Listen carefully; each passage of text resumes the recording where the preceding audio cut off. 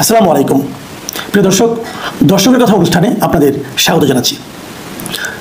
আজ আমরা যে কন্টেন্ট নিয়ে আলোচনা করব, মানে যে কন্টেন্টের মন্তব্যগুলো নিয়ে আলোচনা করব, সেই কন্টেন্টটা হলো, তার শিরোনাম ছিল বাসস, তার এমডি ও তেলের ড্রাম সমাচার।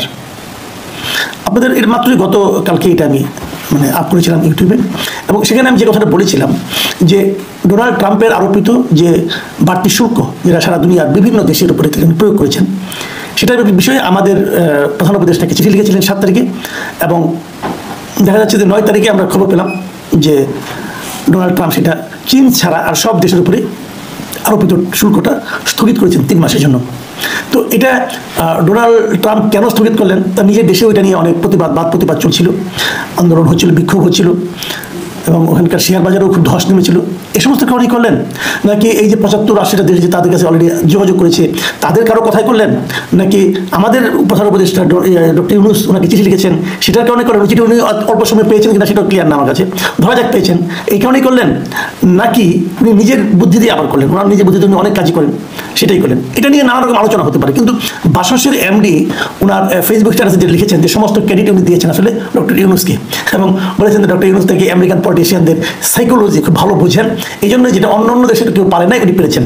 তো এটাকে আমার সন্দেহ হয়েছে যে উনি কি আসলে ডক্টর ইউনূসকে তেল মারছেন? এই তেল মারার যে সংস্কৃতি আমাদের সাংবাদিকদের মধ্যে ছিল, আমি আশঙ্কা করেছিলাম যে সেটাকে আবার ফেরত আসছে। এই ছিল আমার মূল কন্টেন্টের বিষয়, আমি সংক্ষেপে যেটা বললাম। এখন এখানে আমি কি ধরনের কমেন্ট পেয়েছি সেগুলো আপনাদের একটু আমি পড়ে শোনাই এবং সম্ভাব্য ক্ষেত্রে একটু আলোচনা করার চেষ্টা করি। প্রথম যে কমেন্ট আমি পড়তে যাচ্ছি সেটা লিখেছেন সিনথিয়া হক। তিনি লিখেছেন, যেভাবেই হোক মাসুদ কামাল ভাই, উনি তো চিঠিটা লিখেছেন 3 মাসের জন্য, কাকতালীয়ভাবেই হোক আর যেভাবেই হোক, ডোনাল্ড ট্রাম্প কিন্তু 3 মাসের জন্য স্থগিত করেছেন। আমি কিন্তু সিনথিয়া হক আপনাকে বলছি, আমি কিন্তু আপনার সঙ্গে দ্বিমত পোষণ করছি না। উনি চিঠি লিখেছেন, এটা অবশ্যই একটা ভালো কাজ করেছেন, এবং চিঠি লেখার পরে ফলটা যেভাবেই হোক, ওনার কারণে অন্যদের কারণে হয়েছে, এটা নিয়েও কিন্তু আমার কোনো আপত্তি নেই। আমার আপত্তি ছিল যে ওনাকে যারা তেল মেরেছেন, এই তেল মারাটা নিয়ে পুরো ক্যারেক্টার নিশ্চিতভাবে ওনাকে দিয়ে দেওয়ার জন্য যে সমস্ত সাংবাদিক তেল মেরেছেন, আমার ওই অ্যাটিচিউডটা নিয়ে আপত্তি, আর কিছু না। আমি কিন্তু ডক্টর ইউনূসের চিঠি নিয়ে কোনো মন্তব্য করি নাই, বরং এটা আমি সবসময় পজিটিভভাবে দেখেছি। এর আগেও আমি একটা কন্টেন্ট করেছিলাম যেখানে আমি ডক্টর ইউনূসের চিঠি লেখাটাকে পজিটিভভাবেই দেখেছিলাম।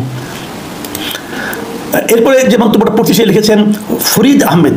তিনি লিখেছেন, তিনি নিউ ইয়র্ক থেকে লিখেছেন, তিনি লিখেছেন, মাসুদ কামাল ভাই, আমেরিকার শেয়ার মার্কেটে ধস নামছে, ইলন মাস্কের একাই 12 বিলিয়ন লস হয়েছে, বজ্রপাতে বগা মরে মোল্লা বলে আমার কেরামতি।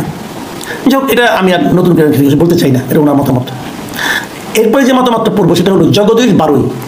তিনি লিখেছেন, আওয়ামী লীগের সময় যেসব সাংবাদিক তাদের দালালি করতো, এখন তারাই 180 ডিগ্রি পাল্টি খেয়ে এই সরকারের দালালি শুরু করেছে। বিশেষ জগদীশ বারুই, আমি এক্ষেত্রে একটু আপনার সঙ্গে দ্বিমত পোষণ করছি, কারণ আওয়ামী লীগের যে সময় যারা এই দালালিগুলো করতো তারা এখন করছে।